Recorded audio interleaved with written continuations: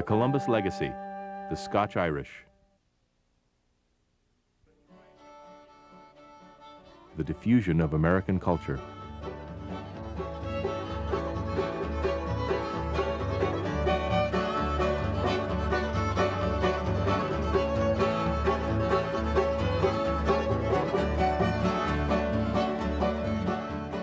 Some of the most enduring images of America come to us from our frontier past. Bluegrass and country music, square dancing, grits and pancakes, the log cabin, the Bible-toting circuit rider, frontiersman Davy Crockett dressed in buckskin shirt and coonskin cap, long rifle in hand.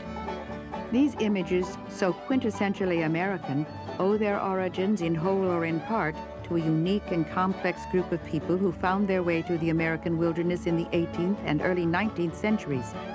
They called themselves Ulster Scots, but in America they became known as the Scotch Irish. The Scotch Irish left their mark so indelibly on American culture because, unlike other immigrant groups, they constantly moved across the American landscape, bringing with them their unique values and culture. In so many instances, they were the first white settlers to arrive in an area. They began their trek in Pennsylvania in the 18th century, moving westward into the Cumberland Valley. From there, blocked by the Alleghenies, they turned southward into western Maryland and the Shenandoah Valley of Virginia and the backcountry of the Carolinas.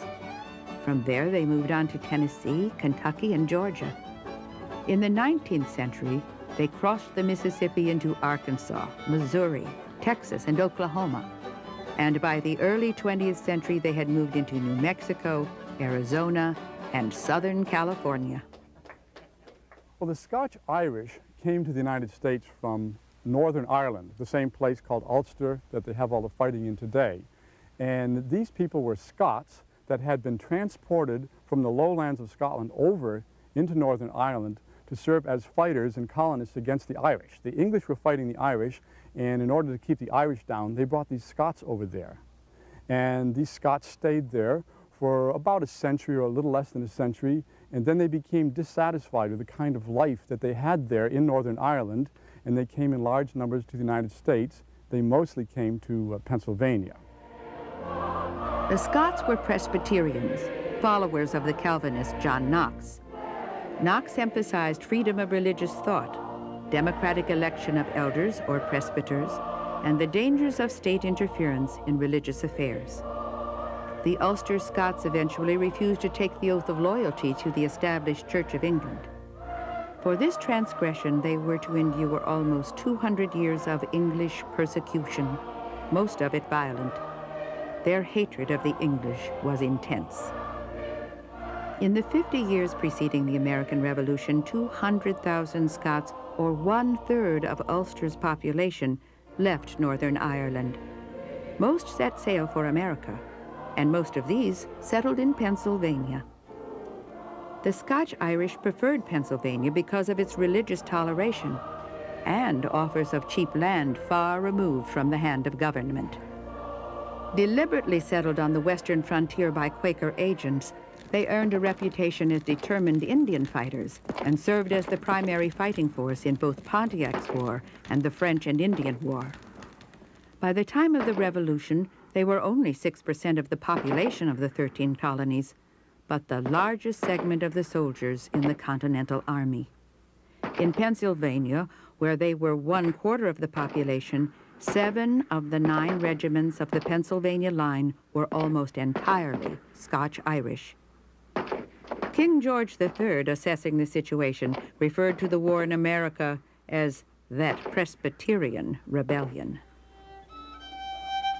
Life in Northern Ireland, like that in the lowlands of Scotland, was harsh, dangerous, and insecure.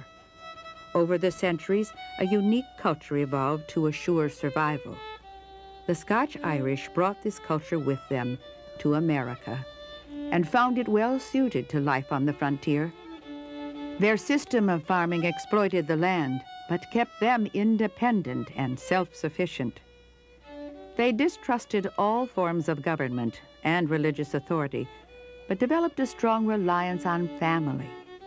family was defined not in nuclear or extended terms, but as multi-generational clans with common identity and ancestry. They believed in natural liberty, the idea that no man and no authority, king, governor, or bishop, had the right to interfere with one's personal beliefs and actions. Almost all of the Scotch Irish that came to America moved out under the frontiers and lived a pioneer life. That is, just raising a small amount of food for themselves and killing game, living on a diet of meat and a few vegetables that they could raise. They didn't become very serious farmers. They mostly made clearings in the wilderness and then planted some corn and a few other vegetables around them and lived off this. In keeping with this style of life, the Scotch Irish also built log cabins. Log buildings were first introduced to the Delaware Valley by Scandinavian settlers, but were little used by English or German colonists. The Scotch Irish took the idea of using logs and combined it with their concept of the cabin, itself a Scotch Irish word meaning any small, unimproved, or temporary dwelling. Usually one room 16 to 22 feet long, the cabin was always made of the cheapest materials on hand, sod and mud in Northern Ireland, logs and clay in America. Ironically, the log cabin, so maligned for its meagerness, was to become the archetypal symbol not just of the American frontier, but of the American spirit.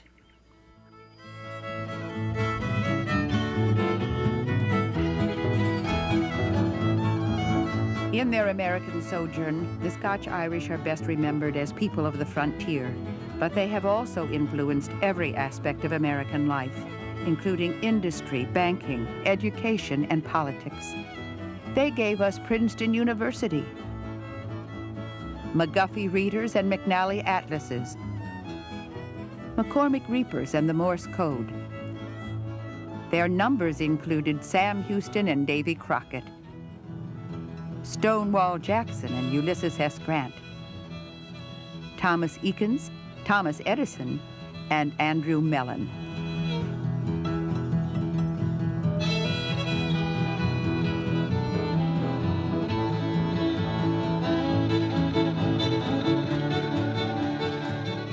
They produced more presidents than any other group, at least 10, including Andrew Jackson, their hero, James Buchanan, the only president to come from Pennsylvania, and Woodrow Wilson, the consummate Presbyterian. And President William McKinley described his fellow Scotch Irishmen as the future typical Americans.